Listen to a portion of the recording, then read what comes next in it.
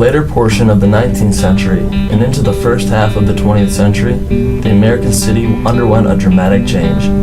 People began to migrate to the cities in hopes of finding work and starting a new urban life. Many of the northern American cities began to see a population increase with the flooding of unskilled labor from rural areas, with a large portion being African Americans from southern states. Many of these cities began to see an economic downturn, with the urban core of cities losing its capital to suburban growth. Housing in turn became a larger and larger issue in terms of public and private financing, concentration of poverty, and the overall tarnished image of the American city due to the blighted slums. Many city planners and city officials believe concentrated public housing to be the solution. There have been minor attempts to address this problem through public housing, but the concept of multiple public high-rise complexes has not been executed at this point in history.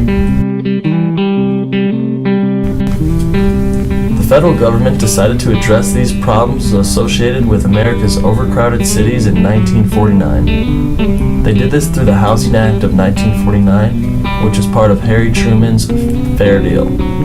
In essence, the act provided incentives for developers to expand to the suburbs. In addition, it encouraged potential buyers to move from their homes in the cities to the suburbs. With a large portion of capital and tax base relocating to the suburbs, the American city experienced decay and deterioration.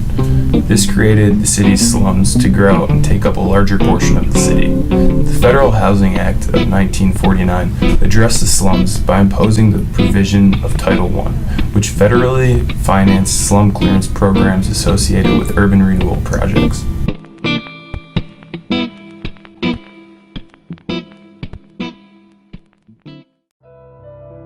By 1923, an urban planner by the name of Harlan Bartholomew mapped out a plan to revive many American cities.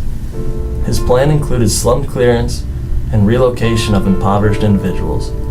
He also wanted to move businesses from the outside of the city to the downtown area in an effort to increase the tax base. His documents were later used as a model by the city planners in St. Louis. St. Louis was just one of the many northern industrial cities that was experiencing this housing crisis. The slum dilemma was out of control in St. Louis and growing closer to the urban core of the city. Thanks to Title I of the Federal Housing Act, the city accelerated their plans to erase the blighted slums from their damaged image. These funds from the Title I helped not only clear the slums of the city, but also to finance the building of Pruitt-Igoe. The city of St. Louis commissioned the Lineweber firm and Minoru Yamasaki, all under the supervision of the Public Housing Authority, to design the building model for the first of its kind in high-rise housing projects. The housing project was to be named Pruitt-Igoe after Wendell O. Pruitt, an African-American fighter pilot in World War II, and William L. Igoe, a former U.S. congressman. In 1952, the first tenants moved into Pruitt-Igoe's first building.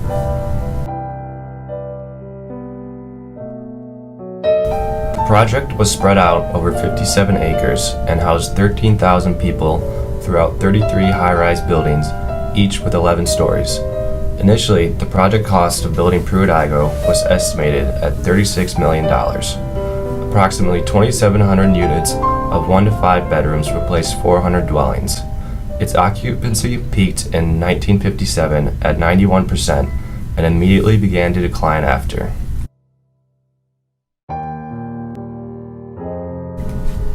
Pruitt-Igoe was designed to be a segregated space, with the Captain W. O. Pruitt apartments reserved for the black residents and the William L. Igoe apartments reserved for the white residents. On paper, the architectural design was impressive. The Architectural Forum praised Yamasaki for Pruitt-Igoe, claiming it to be the best high-rise apartment of the year.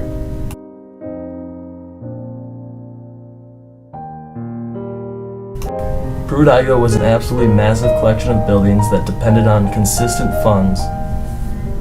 These funds came almost entirely from the tenants. When Pruitt-Igoe was full, it had adequate funds for the upkeep, which fell under the duty of the Public Housing Authority to collect and manage the rent funds. But when occupancy dwindled, the condition of the buildings suffered dramatically. The physical state of Pruitt-Igoe began to deteriorate. Pipes would begin to burst in the winters, elevators would break, and the trash incinerators would clog. These are just a few examples of the many maintenance setbacks that occurred.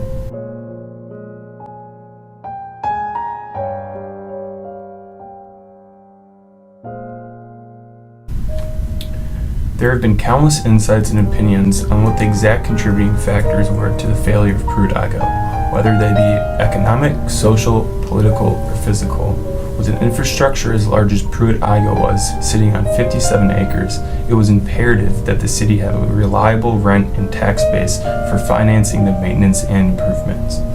One of the key economic downfalls of Pruitt-Igoe was the inconsistent rent payment. The federal government subsidized the construction of the building, but did not plan on paying for maintenance and upkeep. These expenses were supposed to be covered by the tenant's rent, which steadily dwindled over the years. For some residents, up to 75% of their income was going to pay for rent. As learned through the years, it was extremely difficult to predict and depend upon tenants of public housing, as many of them are in and out of employment and have limited financial resources. Due to the shrinking population of the city, going from about 822,000 in 1930 to about 452,000 in 1980, many of the jobs were moving to the suburbs, and access to employment became increasingly difficult for Pruitt-Igoe residents. Starting in the 1960s, St. Louis had two problems: too much housing and too little money. Under these circumstances, the Housing Authority exhibited little interest in managing and maintaining its largest housing project. During this time, the federal government changed the rules for admission to public housing, and many welfare families that were previously excluded were now allowed entry. Because of this, Pruitt-Igoe became the dumping grounds for all people that nobody wanted and other projects around the city. It housed a population whose median annual income was $2,300, and that was 98% were African American, of which only 10% were adult males. The city did not pay welfare for families with a male head of the household, and as a result, they left their families in Pruitt-Igoe and fled the city. As vacancies increased, costs escalated, and maintenance went down. Vandalism and crime increased, and residents claimed that all city services had been cut off.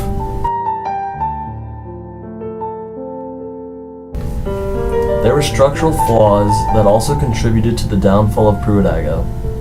The buildings featured skid-stop elevators, which only stopped at the 1st, 4th, 7th, and 10th floors. This forced residents to use the stairs. Staircases provided the perfect environment for muggers, and crime increased dramatically. In 1954, city officials decided to station armed guards outside of Pruitt-Igoe. Many people are quick to point fingers to the government for poor implementation of the Pruitt-Igoe housing projects. One of the key decisions that was made both on the federal and state government level that contributed to the erection of Pruitt-Igoe was the Federal Housing Act of 1949. As it was mentioned before, the Housing Act encouraged middle-class citizens to take their money and buy a home in the exclusively white suburbs, while in turn segregating the city into a predominantly low-income black area to be controlled and condensed into Pruitt-Igoe. This may not have seemed like the intentional purpose of the Federal Housing Act, but it would be ignorant to ignore the outcomes from this governmental decision.